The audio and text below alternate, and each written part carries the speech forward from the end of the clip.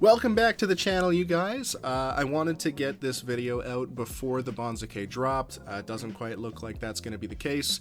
That's fine. Before we get into it today, I wanted to give a special shout out to a comment from the last video, Ross Murray 6849. Really appreciate the suggestion. Makes total sense. Full agreement. If you guys want to see more like this, please like and subscribe, and definitely leave a comment. Let me know what you're thinking. I'd love to hear it. Unlike in July, there was only one top division debutante to really pay attention to this September, and that was Hitoshi Hidetada. Like most top division debutantes, lately I haven't really seen a whole lot of him previously. I'm not a big Juryo guy. I am now for other reasons you'll see in the future.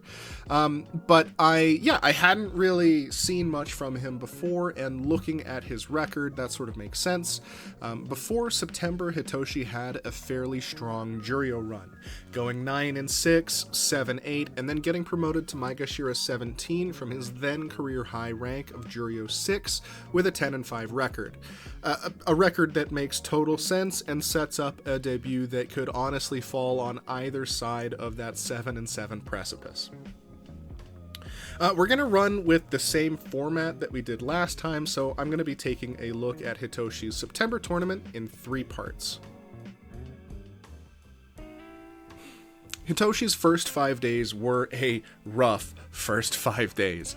He opened up against former Komusubi Ryuden, who was also M17 last tournament, and honestly, we didn't really get to see a whole lot of what Hitoshi is really capable of in this match.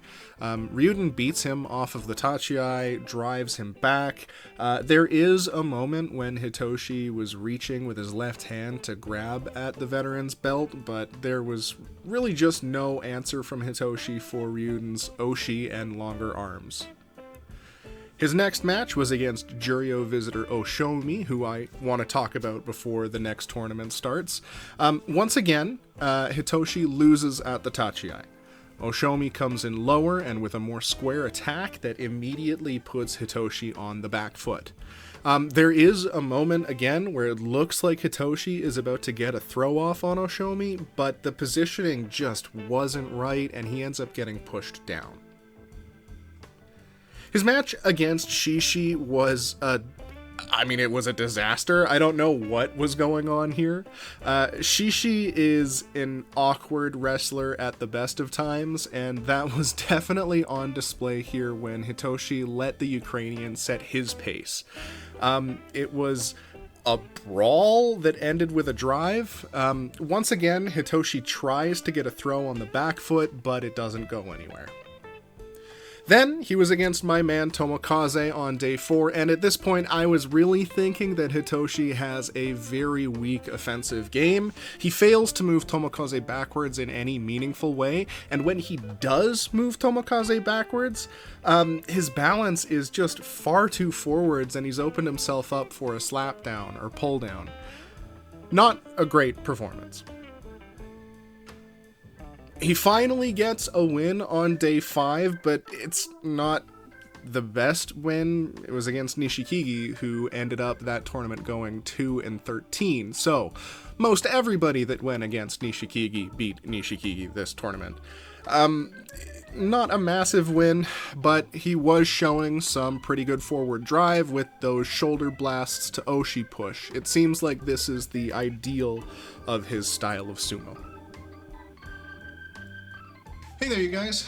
Editing Jordan here. I'm on a trip to a Sri Lankan wedding right now, and the plan was to get this Hitoshi video edited and then put out before I got back, but I just don't have some of my footage. So I'm recording part of the video here. My apologies for any inconsistencies in the audio and a different set. It is what it is. The rest of Hitoshi's tournament went by in a much better direction than the first third. On day 6, he fought against the veteran Sadanoumi in a genuinely entertaining match with a few great back and forth interactions. Hitoshi moves backwards off of the charge, posts up against the bales, and then drives Sadanoumi back to the opposite side. Instead of continuing the drive here though, Hitoshi disengages. When Sadanoumi goes for the attack, Hitoshi sidesteps, counters, and slaps the veteran down. We get 2 matches against Asakoryu here, one ending in a Tori Naoshi, with Hitoshi once again being quite hesitant on the offense. That wasn't the case with their rematch though, where right from the jump Hitoshi gets the advantage. He gets almost pulled down, but he manages to stay low, keep his center, and drives the smaller man over the bales before falling himself. We get to see Hitoshi's attack and then wait style against Toki Hayate once again. They clash several times against one another only to wait a moment and then re-engage. At one point, Hitoshi ducks in low and then he gets out of the way. Toki looks like he's going for a slap down here and it just kind of misses. Unfortunate. I don't know, I couldn't really get excited about this match. Day 9 saw him fight against Churanaumi, and the difference in aggression between these two is apparent just right from the jump. Hitoshi does well enough to keep Churanaumi's hand off of his belt with a push, but a poorly timed pull-down attempt just kind of opens him up for Churanaumi's drive forwards, and from there, Hitoshi just doesn't have an answer. Day 10, he finds himself pitted against Mitakeumi, who just... God damn, I mean, absolute hats off to Mitakeumi for coming in and fighting this basho. For those that don't know, his mother passed away a couple of days before the tournament, and he came in and he fought all 15. I don't blame Mitakeumi for the henka here. Yeah. At this point, though, I think it's safe to say that Hitoshi's style just really hasn't given me a whole lot to get excited about. He's got an interesting rhythm, an interesting attack style, but he's definitely not the worst debutante that we've seen come through in top division recently. Definitely not the best. Not one of those barn-burning young hotshots that come up like Aonishiki or Takeru Fuji. Definitely not the worst that we've seen, though. Moving on, getting into day 11, he fights another Juryo visitor and miserably fails his own henka attempt. Again, I can't even be mad at this one because it's just so damn goofy. Daiseisan somehow doesn't get Hitoshi over the bales afterwards and instead somehow loses grip of Hitoshi as he's sidestepping, and he steps out himself because of his own forward momentum. We get our first real belt battle with Hitoshi when he fights against Roga.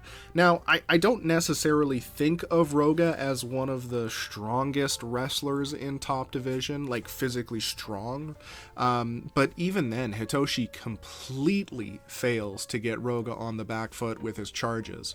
And once he was grabbed and in a belt battle, there was really no answer at all from him.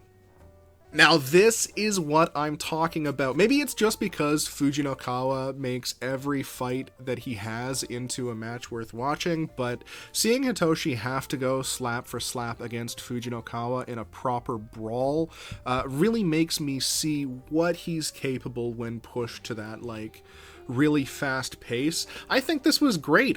This is the kind of sumo that I want to see from Hitoshi moving forward. He wins through his size and a solid square base moving forward. We get to see another rhythmic shoulder blast match when he fights against Shona Naomi. Definitely a slower paced match until Shona Naomi starts to get Hitoshi on the back foot. Hitoshi almost gets the slapdown against Shona Naomi, but by the time the other man touches down, Hitoshi had already stepped out over the bales. Day 15, last day. The final fight was a really, really good one. Meisei controlled the pace for most of the match, and instead of continuing on with the shoulder attacks in the same rhythm that Hitoshi likes to do, Meisei sidesteps, grabs a hold of Hitoshi's arm, and does a massive throw. Hitoshi survives it. He, really stretches out his left leg, posts up against the bales. Meisei tries another arm throw, but Hitoshi manages to escape. He braces against the bales again to survive Meisei's next attack, gets his hands on the back of Meisei's neck, and then pulls him down with a wide, spinning pirouette. Between this match and his fight against Fujinokawa, I think definitely I enjoyed this one of the two. And so ended Hitoshi's September. 7 wins and 8 losses. Not great. There's plenty of holes in his game. I definitely see potential though, especially if he gets more aggressive and fixes the holes in his belt game. I think his rhythm is just a little bit too slow for top division, and that the guys that are veteran or honestly just better of him are going to take advantage of that either until he closes the gap or he falls out of top division. Either way, I think that if he's good, he can definitely learn from this debut, like we've seen a number of other guys do after they fail their first step.